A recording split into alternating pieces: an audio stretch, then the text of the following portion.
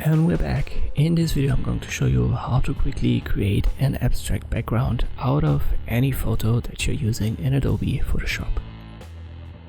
Let us start with the photo. You can download it via the description link below. I'll double click on it, rename it original, press Ctrl J, and we will work on the copy. The origin is just as a backup, then right click, convert to smart object on the copy, then go to filter, blur, and we'll add a shape blur. Let me zoom out. Here's our image. Make sure preview is activated.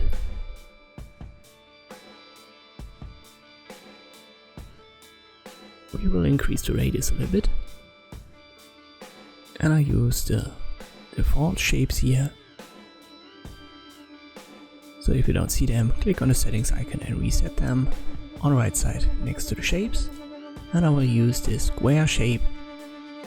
And you can see how quickly this abstract effect is created. If you use a lot of radius, it takes some processing time. As you can see here, you can still adjust it as it's a smart object, so double click on it and I'll add a little bit of pixels, click on OK again, and there you go.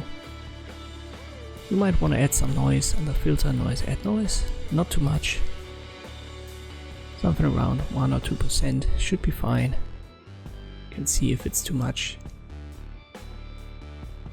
It doesn't look that good anymore.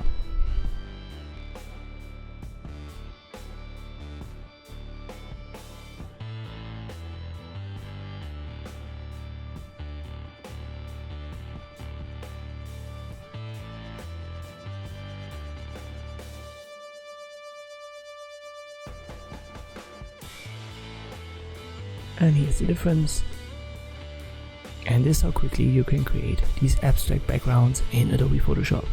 Thank you for watching, and I'll see you next time.